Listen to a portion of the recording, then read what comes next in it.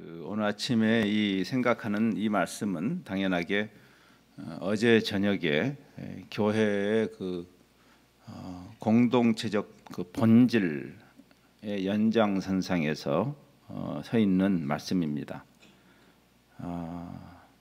한 가족이 하나님이 제정하신 가장 기본적인 단위가 개인이라기보다는 가정이라는 생각을 많이 하게 됩니다.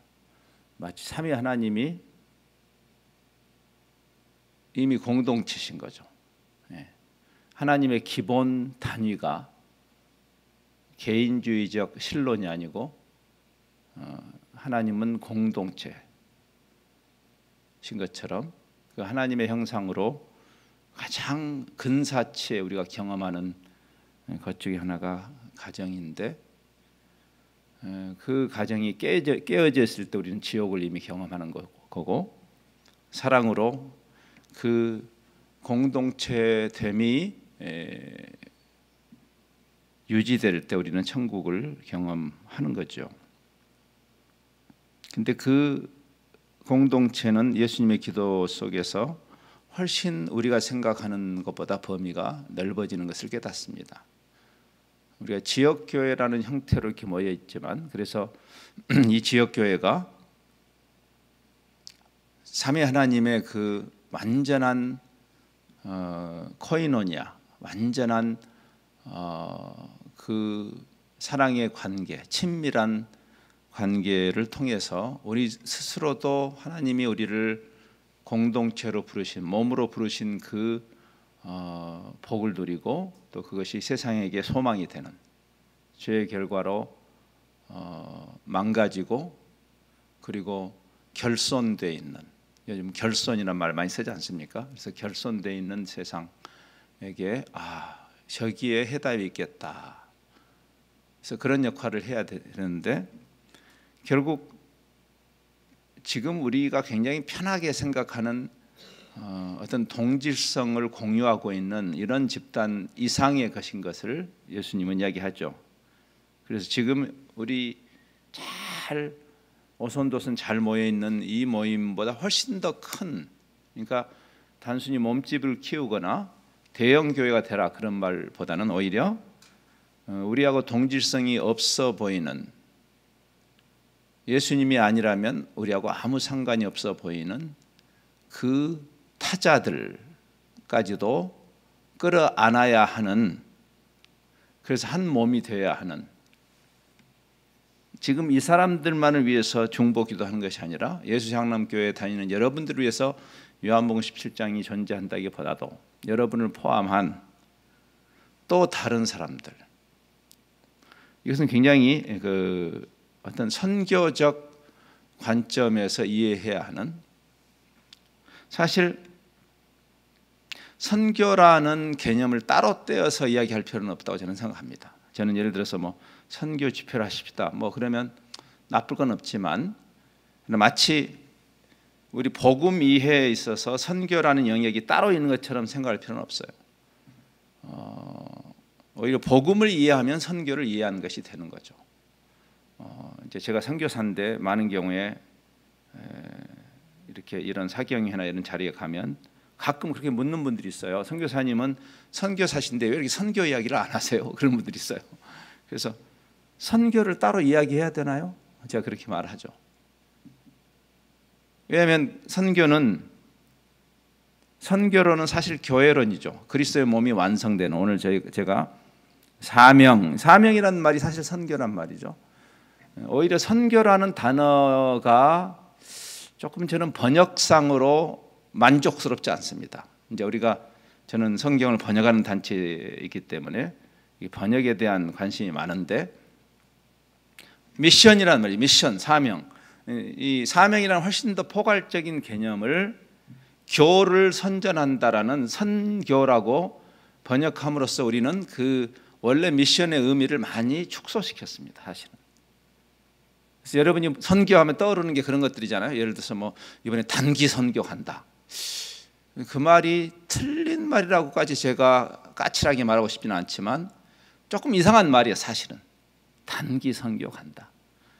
우리 존재, 우리를 부르신 그 부르심의 목적과 연관되어 있는 말이기 때문에 그 부분을 따로 떼서 말할 필요가 없고, 오히려 지금 여기 주님의 기도를 보면 교회됨과 선교가 맞물려 있어요. 사실 선교론은 그래서 교회론이고, 또 교회는 그리스도의 몸이기 때문에 기독론이고, 사실 성경에 선교라는 단어가 안 나옵니다.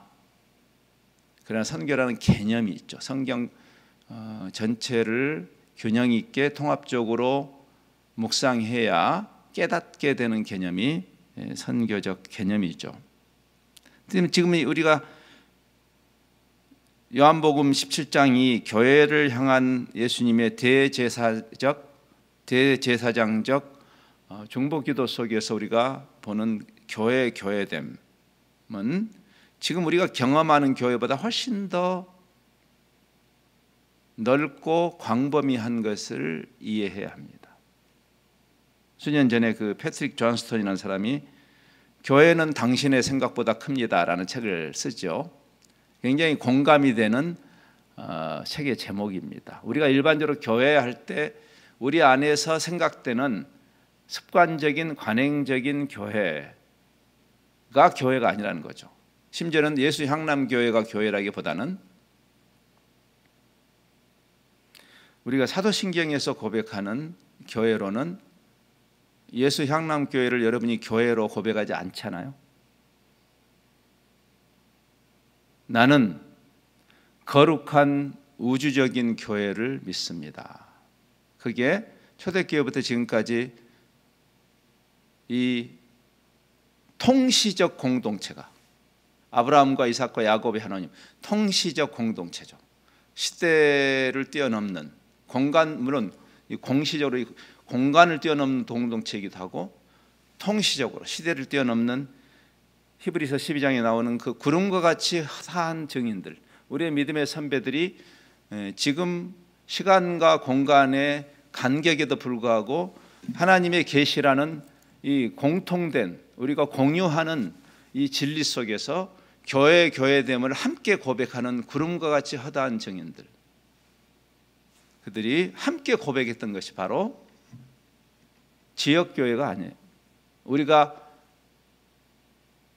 3차원이라는 이 틀 안에서 사는 피조물인 이상 우리가 이런 지역교회 형태로 존재할 수밖에 없지만, 그러나 우리가 고백하는 영광스러운 그리스도의 몸은 향남교회가 아닙니다. 예수 그리스도의 우주적인 몸입니다.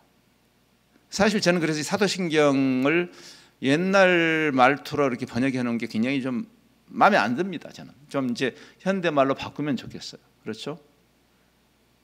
나는 거룩한 우주적인 하나님의 교회를 믿습니다라고 고백해야 될 것을 우리가 그냥 한 간단한 단어로 지나갔지 않습니까? 거룩한 공예와 그리고 지나가 버렸잖아요. 그렇죠? 그래서 저는 태어날 때부터 소위 예수 믿는 집안에서 태어나서 제 인생 전체가 제가 선택했던 하지 않았던 교회를 다니는 그런 삶이었는데, 뭐 그걸 후회하는 건 아니지만, 그래서 평생 제가 그걸 사도신경을 암송했잖아. 평생, 어렸을 때부터 평생. 근데 무슨 뜻인지 모르고 거룩한 공예와, 그리고 지나가니까 공예가 뭐지? 거룩한 공예가 뭐지? 혹시 당회를 잘못 말했나? 뭐 재직회 아닌가? 뭐 그렇지 않습니까? 근데 사실 그 원문에 보면 I believe in the Holy Universal Church, 거룩한 우주적인 교회를 믿습니다. 그것이 우리가 시대를 초월해서 함께 고백하는 교회론이죠. 그것은 또한 선교론입니다. 그렇죠? 우주적인 교회.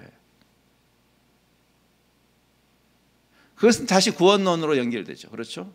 구원이 회복이라고 제가 이제 잠깐 설명을 했습니다.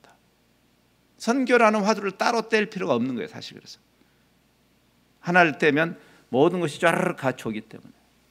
그래서 구원론은 원래 하나님이 우리를 하나님의 형상으로 사귐이 있게 공동체로, 일반 사회학에서도 그걸 깨달았잖아요.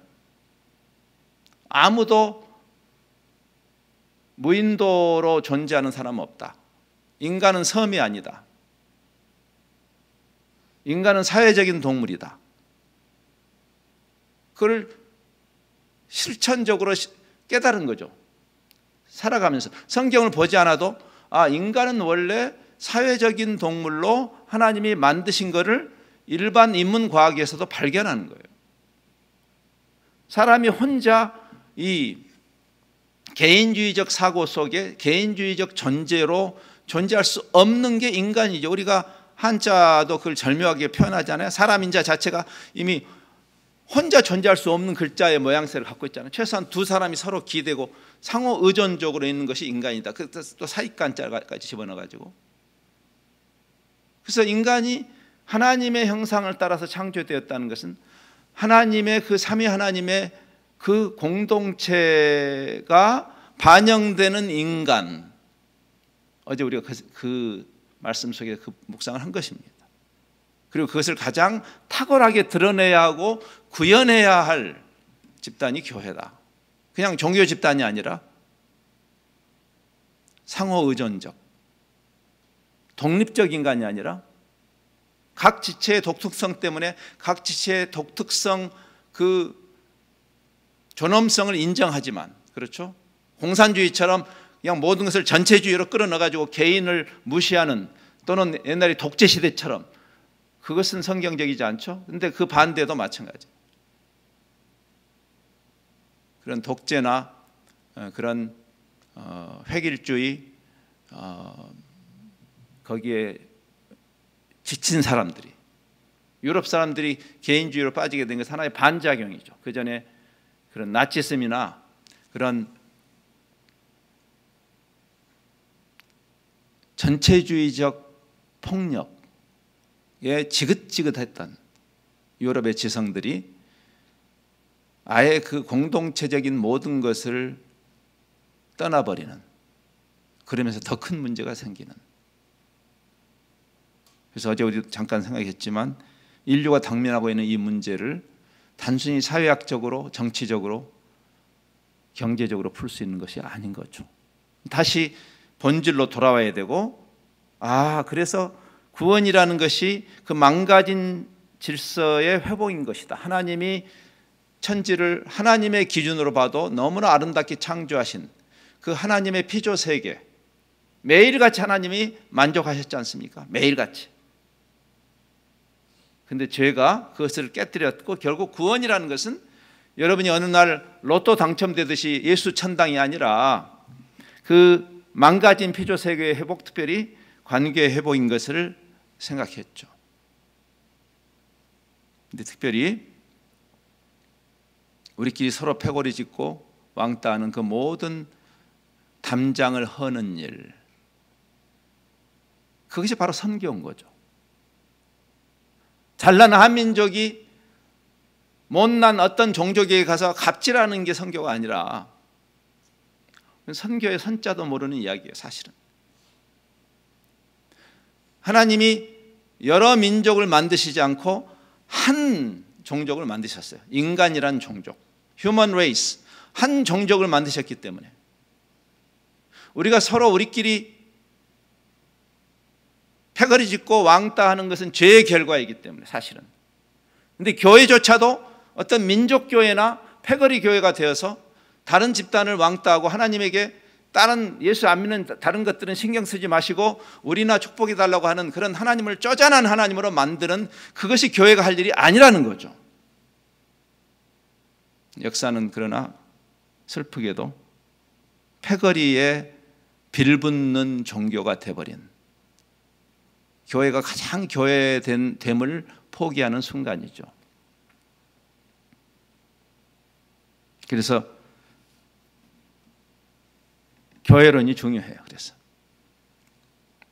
우리가 그냥 입으로 습관적으로 나는 거룩한 우주적인 교회를 믿습니다, 그렇게 말하지 말고 내가 그 우주적인 교회의 한 유기적 멤버다. 우리 몸을 생각해 보세요. 그렇죠? 몸이 그래 탁월한 비유인 것이죠.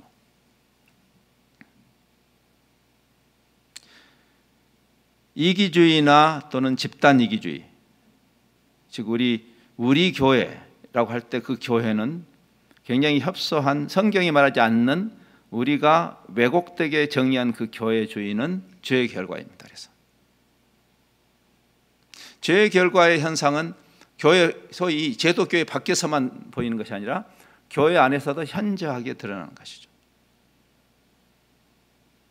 더 하나님의 계시가 교회를 뭐라고 하는지 더 들어가야 돼요. 그냥 제도교회 안에 있으므로 여러분이 그리스도의 몸된 교회의 지체라는 그런 자동적인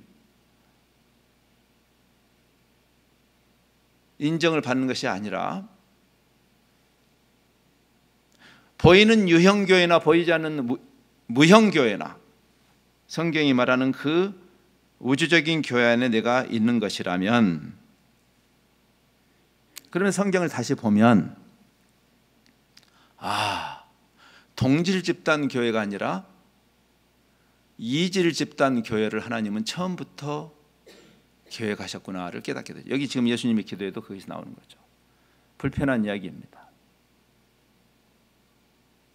동질 집단 교회를, 여러분, 동질 집단끼리 뭉치는 현상은 복음이 필요 없어요.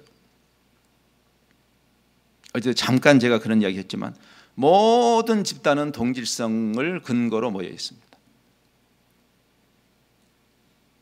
그래서 그 동질성을 근거로 남을 왕따하는, 배타하는 것이 죄성이에요. 복음은 그 담장을 허는 것이다. 바울의 그 교회론인 에베소서가 그걸 굉장히 잘 설명해요. 예수님이 하신 일이 그거다. 예수님이 오셔서 예수 믿는 사람들에게 특혜를 주기 위해서 오신 것이 아니고, 예수님이 오신 것은 유대인이나 헬라인이나, 즉 유대인과 헬라인이 서로 원수되었던, 왜? 마치 예수님이 우리가 하나님과 원수되었을 때 오셔서 하나님과 원수된 그 담장을 허신 그 예수님이, 즉 하나님과의 그 원천적인 관계의 회복이 이웃과의 관계의 회복으로 가야 되니까. 왜? 죄가 원천적으로 하나님과의 관계를 깼고 하나님과의 관계가 깨진 결과 파생적으로 이웃과의 관계가 깨진 거니까, 바벨탑 사건이 일어난 거니까, 결국 그리스도의 사역은, 그리고 복음은, 구원은 필연적으로 하나님과의 관계를 회복하면서 이웃과의 관계를 회복하는 것이고, 그 결과물이 교회. 그래서 교회는 본질적으로 동질 집단 교회일 수 없는 것이에요. 저는 민족 교회를 믿지 않습니다. 저는 한인 교회, 일본인 교회, 중국인 교회를 믿지 않습니다. 성경에 없는 이야기예요.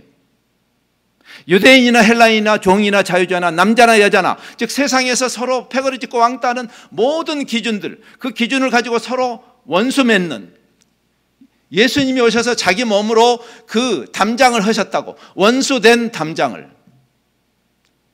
그래서 그분을 평화의 왕이라고 말하죠. 샬롬의 왕. 그 예수님께서 지금 교회를 위해 기도하는 것이에요. 그 담장을 허는 교회가 되게 하소서. 담장을 쌓는 교회, 이거는 어떤 기준인지 다 알아야 되는 거예요. 사실은 이게 이 시대를 사는 교회의 숙제입니다. 민족의 담장, 취향의 담장, 종교의 담장, 이데올로기의 담장. 교회는 좌파도 아니고 우파도 아니고, 슬프게도 현실적으로 교회는 패거리 짓는데 혈안이 돼 있죠. 그것은 주님이 인정하는 교회가 아니죠.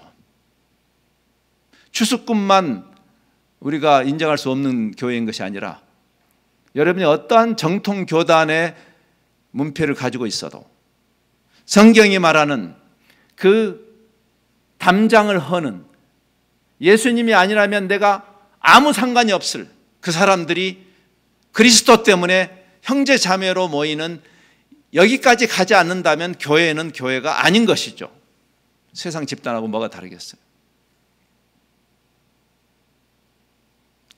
그래서 사도행전에 그런 불편한 하나님의 섭리가 나타나기 시작하는 거죠. 우리가 보통 초대교회로 돌아가자 할 때 참으로 아름답고 야 우리 교회도 저런 교회처럼 되면 좋겠다고 했던 그 예루살렘 교회, 유무상통하고 너무나 서로 자기 것을 자기 것이라고 주장하지 않고 완전한 그 나눔 공동체를 구현했던 그 예루살렘 교회조차도 아직 만족스러운 교회가 아니었던 거죠. 유대인들이 모여있는 민족교회, 악한 교회란 말이 아니라 아직 함량 부족이란 말입니다. 우리도 마찬가지입니다. 함량 부족이에요. 미안한데 이 향남교회, 예수향남교회 지금 여기서 보는 수많은, 여기 조금만 가면 안산공단이 있고, 우리 한민족이 너무 노골적으로 차별하고 갑질하는 정말 아주 못된 일입니다. 그것은 여러분이 서양 나라에서 살다 오신 분도 계시겠지만 서양 사람들 기분 나쁘게 우리 동양인이라고 이렇게 하면서, 저는 이렇게 할 필요도 없잖아요. 저는 뭐 이미 이렇게 할 때 그 마음이 상하잖아요. 잘났어 정말. 서양 사람들도 별 수 없구만. 아휴, 서양 사람들이 저 콧대, 저 사람들이 그 오만 불선함. 근데 우리가 그런 말을 할 자격이 없는 것이, 제가 경험한 서양 사람들은 그래도 겉으로는 아주 나이스한 척해요. 속으로 차별하지. 근데 우리는 겉과 속이 똑같아. 그냥 노골적으로 차별하지 않습니까? 도대체 우리 말에 외국인을 놈자 안 붙이고 부를 수 있었나요? 외놈, 떼놈, 양놈? 이게 죄성이에요. 바벨탑 사건의 결과예요. 근데 교회조차도 강단에서도 아무 생각 없이 깜둥이라는 말을 쓰는 이런 것이 무슨 교회냐고요. 이게 도대체 복음이 뭐예요? 복음이 우리가 배타적 특혜 집단으로 우리를 규정했기 때문에 생기는 현상이죠. 하나님이 지영령이 되라고, 백두대간에 거하시는 산신령이 되라고 요구하는, 그분은 하나님이 아니시죠. 그래서 한민족을 특혜하시는, 한민족을 특별하게 사랑하시는, 한국 강단에서 가장 인기 있는 표현이죠. 하나님이 우리 한민족을 특별하게 사랑하신대요. 여러분, 착각은 북한에서도 자유라고 합니다. 하나님은 그런 하나님이 아니죠. 하나님에 대한 가장 큰 모독이에요. 그런 표현들이. 하나님은 지영령이 아니시기 때문에 한민족을 특혜하시는 하나님이 아닙니다. 만유의 주, 그 하나님의 하나님 되심을 생각할 때, 그 하나님이 독생자를 보내실 때 여기 있는 사람들 때문에 보내신 것이 아니고, 여러분을 포함하지만, 한민족 때문에 보내신 것도 아니고, 한민족을 포함하지만 그 하나님이 그리스도를 지불하고 세우신 교회가 어떤 교회겠는가? 잘 나가던 예루살렘 교회에 하나님이 섭리적으로 평지풍파를 일으키시는 것이죠. 여러분 생각해 보세요. 그 아름다운 완벽해 보이는 예루살렘 교회를 하나님이, 우리로 치면은 한반도의 이 순도 높은 순종들끼리만 살다가, 그렇죠? 우리 뻑하면 우리 민족의 단일성, 사실 단일 민족도 아닌데, 우리는 단일 민족이고 싶은 거예요. 그냥 우리 마음속에. 우리 단일 민족 아닌 거 아시잖아요. 우리도 많이 섞여 있는 민족이에요. 저는 전형적인 북방계잖아요. 그렇죠? 몽골 계통. 눈이 이렇게 큰 분들 있죠. 그 쓸데없이 커가지고 이런 먼지도 많이 들어가고 뒤에서 탁 때리면 눈이 폭 나올 수 있는 그런. 남방계, 남방 사람들이 눈이 크지 않습니까? 다양한 경로를 통해서 우리 민족도, 그러니까 순혈이란 것은 없는 거예요. 지구상에 순혈은 하나도 없습니다. 순혈이고 싶은 거죠. 미국 같은 데서 그 백인 우월주의 KKK를 백인이 유전자적으로 우월하다고 믿는 그런 바보들이 있잖아요. 근데 그 사람들 유전자 검사해 보니까 그 사람들이 다 그 피 속에 무슨 흑인도 있고 무슨 동양인도 있고 쉽게 말하면 쪽팔리는 일이죠. 예? 그게 죄의 결과죠. 교회라는 것은 그 모든 기준을 넘어서는 그리스도 안에서, 그래서 그리스도께 접붙임을 받는 것이죠. 교회론이 나올 때마다 이 이야기를 하는 이유입니다. 골로새서에서도, 골로새서에 나오는 교회론은 거기에는 그리스인도 유대인도 할례자도 무할례자도 야만인도 스구디아인도 종도 자유인도, 우리나라는 반상의 그 아주 시퍼렇게 반상 제도가 살아있을 때도 그때 복음이 들어오니까 그 반상 제도를 넘어가잖아요. 우리 초대교회가 그랬어요. 놀라운 미담들이 많습니다. 그런 거 없다. 세상에서는 그걸 가지고, 여러분, 제가 제일 슬픈 게 뭔지 아세요? 대한민국 교회가 지금도 지역주의를 가지고 패권 싸움을 하고 있다는 겁니다. 이런 천박한 종교가 어디 있어요? 예? 지역주의. 이북교회, 이남교회, 영남교회, 호남교회, 도대체 이런 교회가 어딨냐고. 그런 교회를 주님이 세우신 적이 없는데 교회를 이해하는 것이 아니죠. 교회됨을 이해할 때 우리는 선교라는 단어를 쓸 필요도 없어요. 사실은 그게 선교적, 이 사명이라는 개념, 결국 교회의 교회됨, 그리스도의 몸이 완성되는, 그래서 그런 모든 기준이 없습니다. 오직 그리스도만이 모든 것이시고 모든 것 안에 계십니다. 갈라디아서의 교회로는 또 이렇게 말하죠. 유대 사람이나 그리스 사람이나 종이나 자유인이나 남자나 여자나 차별이 없습니다.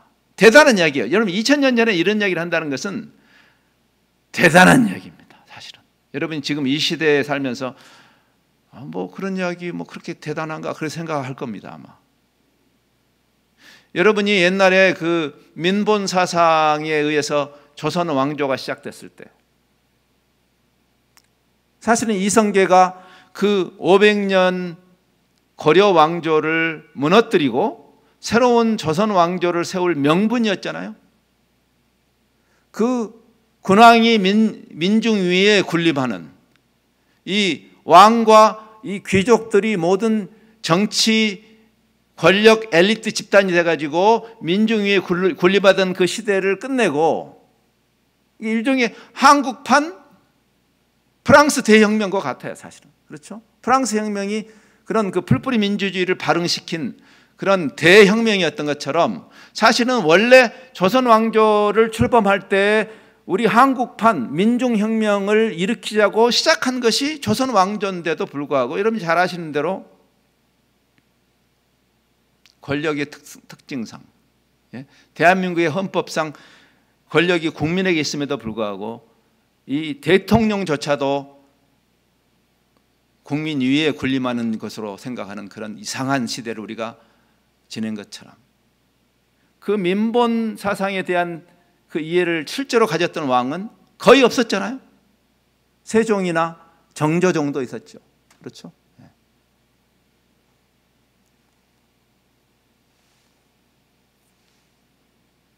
그런 그 반상 개념이 오랫동안 우리를 짓누리고 있고 지금도 마찬가지죠. 우리는 교회의 직분을 섬기는 직분이라고 말로는 하지만 우리 마음속에 계급이라고 생각하지 않습니까? 예? 여러분 안에 예수 향남 교회 안에 있는 여러 직분들을 하나의 계급 구조로 자기도 모르게 이렇게 상하 구조로 이해하고 있지는 않습니까? 이런 것들이 다 무너진 것이 교회예요. 사실은 지금 그 이야기를 하는 거예요. 종이나 자유잖아. 왜? 그런 차별이 다 없어졌습니다. 복음은 그런 것입니다. 인간과 인간이, 하나님이 인간을 만드셨지 하나님이 여러 종족을 만드신 적이 없기 때문에 그래서 인간으로서 인간을 만나는 것이 출발이에요. 지난 30년 한민족 교회가 시행착오를 하는 가장 근원적인 이유는 단순한 전략의 부재나 다른 지역적인 문제가 아니고 갑자기 한민족이 잘난 민족이 됐어. 지금 우리 안에 그런 우월감이 가득하지 않습니까? 한류까지 거들이죠. 그래서 굉장히 잘난 민족에 있던 잘난 집단에 있는 소위 우등한 집단의 한 선교사가 열등한 집단에게 가는 거 그거 선교 아니거든요. 그것을 뛰어넘을 때 선교가 인간이 인간을 만나는 거예요. 인간이 인간을 만나는 거예요. 베드로가 이방인을 개라고 불렀던 그 유대주의에 빠져서 자기 옆에 와 있는 제발로 땅끝에서 와 있는 고넬료를 투명인간 취급하지 않고 보듬지 않고 있을 때, 여러분 그 대단한 베드로가 말이죠, 성령이 강림한 그 오순절날 한번 설교하니까 3,000명씩이나 회개했던 그 베드로가 여전히 유대주의에 빠져있는 그 아이러니를 보세요. 선교적인 회심이 없는 선교사들이 많이 나오는 것은 위험한 일이에요. 그래서 갑질하기 때문에 가서. 근데 그게 깨져 있는 게 교회라고 했어요. 근원적으로. 그래서 인간으로서 인간을 만나는, 그래서 그 사도행전 10장을 보면 베드로가 그 깨달음을 갖게 되고 마침내 고넬료 집에 가는데, 그때 그 고넬료를 인간으로, 나도 당신과 같은 인간이다, 유대인으로서 이방인에게 가지 않은 거예요. 인간으로서 인간에게 가는 것. 왜? 그게 교회론이니까. 그런 모든 기준이 무너져 있고 여러분이 그리스도 예수 안에서 다 하나이기 때문입니다. 우리 몸에 우리의 독특성, 우리의 다른 문화적, 다른 언어적, 다른 집단적 그런 특성이 없어진다는 말이 아니죠. 그러나 우리 몸의 모든 지체가 평등하게, 우리 지체 안에 어떤 거 하나가 우열이 없는, 서로를 필요로 하는, 몸이 그렇잖아요. 우리 몸에 장기 하나만 손상을 입어도 몸 전체가 아프잖아요. 예? 아니 발가락에 가시 하나만 박혀도 머리가 지끈거리잖아요. 도대체 발가락하고 머리가 무슨 상관이 있어요? 상관이 있죠. 우리의 독특성을 무시하는 것이 아니라 오히려 하나님은 하나의 그림을 그리시는 거예요. 모자이크처럼. 모자이크를 생각해 보세요. 모자이크는 다양한 색깔과 모양과 크기를 가진 유리들이 있어야 모자이크가 완성되는 거죠. 획일주의가 아니죠. 그래서 평등이라는 말은 그냥 획일화시키자는 것이 아니라 하나님이 여러분 한 사람 한 사람을 기가 막히게, 마치 여러분의 지문이 다 다르듯이 하나님이 한 사람 한 사람을 하나님이 공들여서 만드신 거예요. 하나님이 나를 독특한 존재로 만드신 나의 자리를 찾아가는 것이 굉장히 중요하죠. 특별히 그리스도의 몸 안에서. 그래서 코가 눈이 되려고 하면 안 되는 것이고, 나를 나로 만드신, 그것이 바로 건강한 자존감이죠. 자꾸 견적내지 말고, 예? 나 아닌 사람이 되려고 하지 말고, 하나님이 나를 나로 만드신 데 대한 그 건강한 자기 용인, 자기 용납, 자만하지 않지만 당당한, 비굴하지 않은 겸허함, 이런 것이 사실은 우리 몸을 이해한 사람들의 자세죠. 그리고 그런 사람들은 멋있습니다. 그런 사람들은 아름다워요. 말초적 아름다움, 그것은 오래 가지 않는 거 아시잖아요. 교회는 그런 장벽을 허무는 교회다. 그래서 그 예루살렘 교회처럼 우리가 볼 때 그 동질 집단으로 너무 아름답게 가는 교회에 하나님이 평지풍파를 일으키시는 거죠. 그게 바로 6장 사건이죠. 그 헬라파 과부들 이야기. 성가신 일이 생긴 거죠. 마치 이 예수 향람교회처럼 굉장히 우리 한민족끼리 오손도손 열심히 참 아름다운 교회를 꾸려가고 있는데, 여기 뭐 다문화 가정이 들어오고 국제 결혼하신 분들이 들어오고 여기 주변에 공단에 있는 사랑의 굶주린 방글라데시의 형제들이 오고 이러면 많은 교회들이 성가셔합니다. 여러분 참 이게 지금 대한민국에서 선교로 치면 두 번째가라면 서러울 교회에서도 그런 일이 일어났어요. 놀라운 결정을 했어요. 그 교회가 부끄러운 결정을 했어요. 당회가 공예배에 외국인 출입 금지, 선교를 많이 한다는 교회예요. 자꾸 외국인들이 오니까 우리 주 고객들이 너무 힘들어요. 우리 한민족이 힘들어요. 저 사람들 좀 혹시 몸에 무슨 질병이 있지 않을까? 좀 냄새 나지 않나? 아이고 잘들 나셨어요 정말. 그게 무슨 지금 주님이 그 이야기를 하시는 거예요. 그래서 예루살렘 교회처럼 완벽해 보이는 교회 안에 문제가 일어나죠. 우리는 그 문제가 필요해요. 교회가 교회되기 위해서. 주님의 중보 기도가 그 이야기를 하는 것이. 자연스럽게 우리의 공동체 안으로 들어오기 힘든 사람들이 들어올 수 있는 교회. 제가 이제 안디옥 교회 이야기를 했어요. 안디옥 교회를 향해서 가는 그 징검다리를 놓기 시작한 하나님이. 여러분, 이 징검다리라는 개념을 선교 신학자들이 이야기했어요. 우리가 마치 한민족끼리만 모여 있다가 어느 날 갑자기 선교적 교회로 갈 수 있는 것이 아니에요. 사실은 지난 30여 년, 저도 그 피해자 중에 한 사람이 저는 서서 생각하는데, 우리가 그런 실력이 없는 상태에서 선교라는 일을 너무나 많이 벌렸다고 저는 생각해요. 우리에게 그런 실력이 부족해요. 아직 여전히 우리는 아주 노골적인 한민족이 아닌 사람들을 향한 노골적인 차별 의식을 갖고 있잖아요. 그렇죠? 선교사를 3만 명 가까이 보냈다고 자랑할 것이 아니라 부끄러워해야 할 것은 3만 명씩이나 보낸 한국 사회가 타문화 지수가 이렇게 낮아도 되는 거예요. 아주 노골적으로 우리는 왕따하잖아요. 노골적으로 차별하잖아요. 서양 사람들 욕할 게 없죠. 다 죄인들이죠. 대한민국 교회가 3만 명이나 선교사를 보낸 교회라면 한국 사회가 그에 상응하는 타문화 지수가 있어야 될 거 아니에요. 우리하고 피부 색깔이 다른 사람들을 노골적으로 폄하하는 그런 말들을 부끄러운 줄도 모르고 하는, 그것이 일반화되어 있는 그런 문화 속에서 무슨 선교가 가능해질까 한번 생각해 보세요. 우리가 이번에 교회됨을 생각하면서 예수님이 이것도 하고 저것도 하기가 아니라 그 교회의 존재가 어떤 존재가 되게 해달라고 기도하는 이유예요. 선교라는 일을 많이 하라고 하나님 우리에게 말씀하신 것이 아니라 우리가 선교적 회심이 일어나야 되는 거예요. 우리 안에 교회됨에 대한 깊은 묵상과 그리고 그 교회에 대한 인식. 이제는 또 마무리해야 되겠네요. 제가 아침 설교한 것을 깜빡 잊고 제가 너무 길게 간 것 같습니다. 자, 그래서 이제 결론으로 가야 되겠습니다. 그래서 그 헬라파 과부들 문제들을 다행히도 그 동질 집단 교회가 뱉어내지 않고 끌어안게 되지 않습니까? 이제 그게 굉장히 중요해요. 물론 성가신 일이었어요. 그렇죠? 그러나 그 재직회가 만들어지고 최초의 재직회는 내수형이 아니었죠. 선교적 도전에 대한 반응으로 교회 조직이 처음으로 생기는 겁니다. 사실은 공동체는 사실 조직 안 해도 돼요. 근데 그런 선교적 전에 경험해 보지 않은 새로운 도전을 감당하기 위한 조직이었어요. 사실은 선교적 자극에 대한 반응. 그러면서 깨닫게 되는 거죠. 이런 거구나.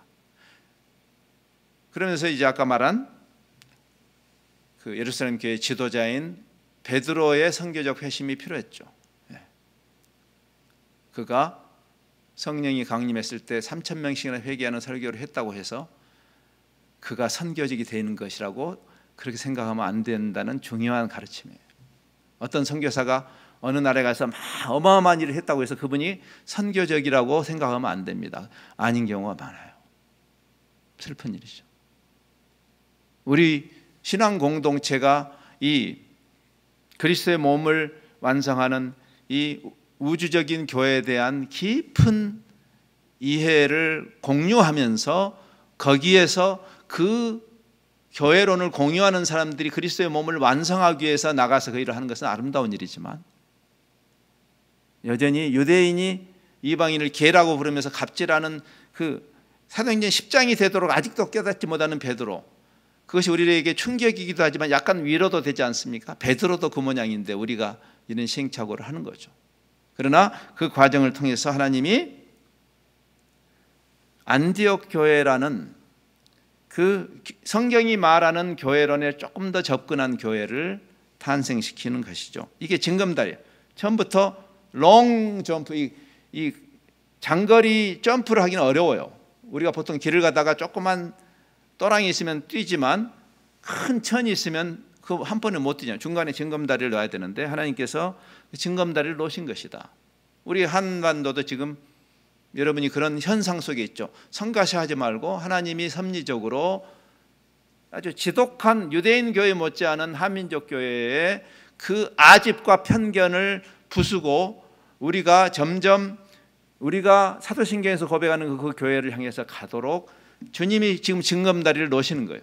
우리 안에 200만 외국인들이 있는 이유예요. 성가시하지 말고 기회다. 한국으로 유입되는 수많은 타종교인들을 향해서 발톱을 드러내지 말고 이놈의 이 무슬림들 쫓아내야 된다. 교회가 앞장서서 그런 짓거리를 해서 되겠어요? 도대체 그게 무슨 교회냐고. 그게 국뽕 집단이지. 그렇죠? 기회구나. 고넬료를 우리한테 보내주시는구나. 그래서 세상은 그들을 향해서 발톱을, 세상은 그래요. 죄악의 결과. 근데 교회는 그들을 보듬어야죠. 이놈들 못하게 해야 된다. 교회가 앞장서서 막 캠페인을 하는, 이런 게 무슨 교회냐고요. 그게 지금 그 이야기를 하는 거죠. 그래서 베드로도 내가 이방인과 상종할 수 없다라고 했는데 하나님이 그 베드로의 생각을 바꿔서 베드로가 고넬료를 보듬게 되는. 여러분 생각해 보세요.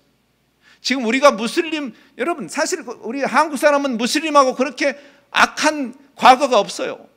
우리 그런 경험이 없는데도 우리는 그렇게, 오히려 베드로가 고넬료를 보듬기 어렵지. 왜? 고넬료는 침략군의 장교 아닙니까? 로마 군대의 장교, 침략군의 장교예요. 더 어려운 일이에요. 사실은 품지 않는 것을 더 정당화할 수 있는 것이죠. 제가 다음 주에 한국, 중국, 일본의 3국의 크리스찬 젊은이들이 함께 모이는 모임에 갑니다. 많은 사람들이 불편해해요. 이거 지금 일본 미워 죽겠고 중국이 동북경 공정하고. 맞아요. 저도 대한민국 국민이니까 미워요. 그런 이야기 들을 때 화가 나요. 그러나 그 순간 다시 저는 생각해요. 복음이 도대체 뭔가? 죄의 결과로 서로 물어뜯지 않은, 그래 우리 한민족은 그러면 지금까지 잘못을 하나도 안 한 거예요? 우리도 나쁜 짓 많이 했잖아요.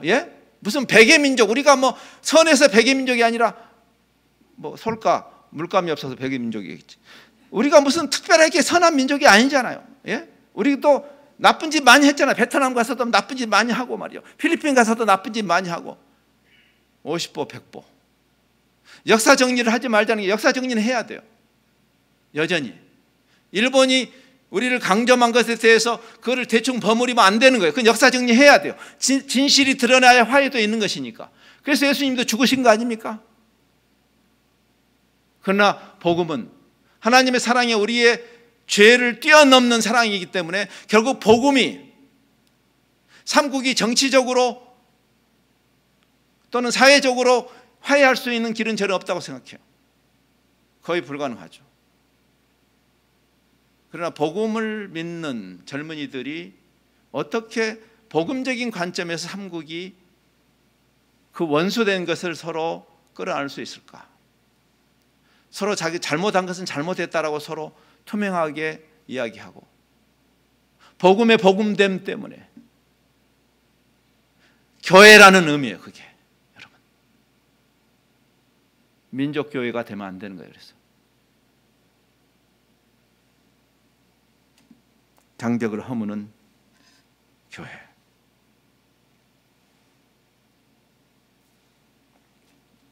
그래서 여러분이 이제 사도행전 11, 12, 13장을 보면 놀라운 일이 일어나죠. 이 시대에도 우리가 그런 일을 할 수 있을까라는 숙제를 가지고 가야 하는, 핍박을 통해서 사람들이 흩어지죠. 예루살렘 교회 사도를 빼놓고 다 흩어지게 되죠.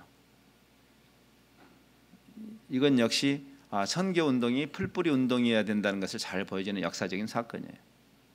우리는 너무 쉽게 바울과 바나바라는 선교사들이 세계 선교를 했다고 생각합니다. 그렇잖아요. 그들도 했죠, 물론. 로마 제국이라는 큰 전체 지도를 놓고 로마 제국이 복음화됐다라고 말할 때 바울이나 바나바 같은 선교사가 한 역할은 지극히 일부분이에요. 근데 우리는 자꾸만 선교를 바울과 바나바라는 관점으로 풀려고 하죠. 그렇잖아요. 흩어진 여러분들, 여러분이 선교적, 복음적 디아스포라가 되어서 그들이 가는 곳마다 이제는 어차피 흩어졌기 때문에 거기는 이질 집단이죠. 근데 그 안에서 초대교회가 발흥하는 것입니다. 근데 이것은 세상을 놀래키죠. 왜? 이 세상에 어떠한 집단도 그 장벽을 극복한 집단은 2000년 전에도 지금도 없습니다. 없어요. 우리는 더 심해졌어요. 왕따가 더 심해졌고요. 우리 같은 민족끼리도 지독하게 왕따하잖아요. 예? 학교 폭력의 문제가 지금 심각하잖아요. 그래서 이 죄성이 어린 아이들에게서 드러나는, 누가 어린 아이를 천사라고 했어요? 아니에요. 어린 아이들은 그 죄성을 가장 여과 없이 드러내는 까칠한 아이들이 어린 아이들이고, 어른들은 그것을 이렇게 잘 포장해서 선한 척하는 것이 어른들의 죄성이고, 그렇죠? 근데 그것이 극복되는, 어제 우리가 많이 생각했던 것처럼 교회는 그런 것이다. 마침내 그들이 흩어져서 유대인에게만 전했는데 지금 800만 코리안 디아스포라가 전 세계에 흩어져 가지고 하나님이 주신 선교적 기회라고 생각하지 않고 거기 가서도 코리안들에게만 복음을 전하지 않습니까? 여전히 한인교회로 존재해요. 전 세계 한인교회, 코리안 처치, 코리안 처치. 저는 코리안 처치는 없다고 생각해요. 성경을 읽으면 읽을수록. 근데 그 중에 하나님의 그 예수 그리스도의 우주적인 몸을 이해했던 사람들이 담대하게 헬라인들에게도 이방인들에게도 복음을 전하기 시작하면서 출범한 것이 안디옥 교회죠. 하나님이 우리에게도 그런 기회를 주십니다. 가장 인종이 섞이지 않았던 한반도가 달라졌죠. 그래서 하나님의 섭리입니다. 10여 년 전까지만 해도 전 세계의 대도시들, 메가시티들 중에서 소위 글로벌 시티라고 하면 이렇게 짐작이 되시죠? 그런 그 인종이 분포되는 그 글로벌 시티의 그 10위권 아니 100위권에도 들지 않았던 서울이 지금은 전 세계의 글로벌 시티의 10대 도시 안에 들어가 있어요. 서울이. 옛날의 한국이 아니에요. 이제 문제는 우리죠. 여러분의 인식이죠. 우리는 여전히 우리의 굴 속에 있는 거예요. 우리의 우물 속에서 여전히 한민족. 우리가 예수 잘 믿는 한민족을 하나님이 GNP도 올려주셔야 되고 한민족을 축복해 주셔야 돼. 과연 하나님이 한류라는 축복을 주시는구나. 깨몽.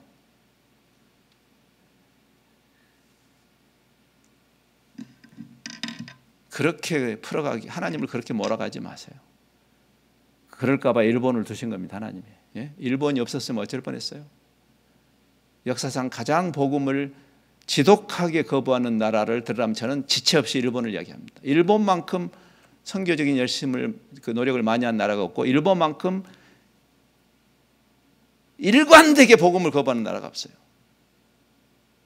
대한민국 지금 많이 좋아졌지만 경제적으로 일본 따라잡기 어렵습니다. 그렇게 하나님을 거부하는 나라가 그렇게 잘 살지 않아요. 여러분, 복음은 그런 것이 아니란 것을 보여주는 하나님의 섭리적으로. 복음은 그 담장을 허는 것이다. 그리스도가 친히 십자가에서 원수된 것을 허셨다. 이 아침에 여러분이 기도할 때 여러분 스스로 여러분 마음속에 내가 이해했던 교회를 주께서 말씀을 통해서 갈아엎으시도록 그렇게 기도하면 좋을 것 같아요. 여러분이 교회니까. 사실은 그 담장을 붙잡고 있었던 사람들이 우리가 아니었을까? 왜? 여러분의 생각이 바뀌지 않으면 그리스도의 우주적인 몸은 영원히 불가능할 것이에요. 그래서 그 기도를 하셔야 돼요.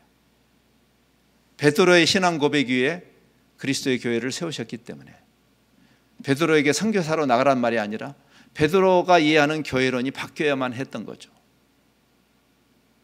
이 중에 몇몇 선교사를 보냄으로 여러분이 선교에 동참하는 것이 아니고 여러분의 생각이 그리스도의 우주적인 몸, 그 몸의 완성. 그래서 선교는 교회가 하는 활동이 아니에요. 액티비티가 아니고 교회됨, 교회의 정체성이죠. 교회의 아이덴티티예요. 사실은 교회가 하는 일이 선교가 아니라 교회됨이죠. 교회됨. 여러분 안에 그 건강한 교회론이 잘 정립되지 않으면 안 되는 거고, 예수님이 지금 그 중보기도를 하시는 것이에요. 잠시 기도하는 시간을 갖겠습니다. 이 아침에 묵상 기도도 여러분이 뭐 소리를 내시면 내시지만, 저는 여러분이 하시는 그 기도 보따리만 풀고 가지 마시고, 사실 예수님이 지금 간절한 마음으로 교회를 향해서 중보기도 하시는 그 기도의 그 연장선상에서 여러분이 주님, 제가 이 교회의 지체입니다. 제가 그 예수 그리스도께서 세우신 십자가의 대가를 지불하고 세우신 그 교회의 한 지체로서 딴지를 거는 사람이 되지 않게 하시고, 암세포가 되지 않게 하시고, 그리스도를 머리로 하는 그 우주적인 몸의 완성을 향해서 내 생각이 바뀌고 나의 존재가 그 위대한 우주적인 교회의 일원으로 그렇게 한 세포 작용을 하도록 주님의 은혜를 베푸시옵소서. 말씀을 통해서 저의 안에 있는 빗나간 뒤틀린 교회관이 교정되게 하시고, 그래서 내가 여기 잠시 존재하기 때문에 열방에게 하늘 복이 흘러가는, 아브라함과 그 후손인 히브리인을 배타적으로 특혜를 주시기 위해서가 아니라 오히려 그들을 사용해서 열방을 축복하기를 원하셨던 그 하나님의 원대한 계획이 지금 이 예수 향남 교회를 통해서도 자연스럽게 우리의 일상을 통해서 우리 주변에 이미 제 발로 땅끝에서 와 있는 우리가 보듬어야 할 고넬료들에게 흘러가는, 그러면서 여러분이 기도하시면서 또 마음속에 혹시 기억나는, 여러분 주변에 늘 보는, 지금까지 저 사람이 나하고 무슨 상관이 있나고 생각했던 그 동남아에서 오신 어떤 분들, 또는 중남미에서 오신 어떤 분들, 아프리카에서 오신 어떤 분들이 생각나시면 그분들을 품기 시작하는, 마땅히 그렇게 하셔야 됩니다. 그런 새로운 예루살렘 교회가 아무리 아름다워도 그러나 더 하나님께서 원하시는 그 교회론의 부합한 안디옥 교회를 향해서 가는 그런 여정이 여러분의 기도 속에서 시작될 수 있기를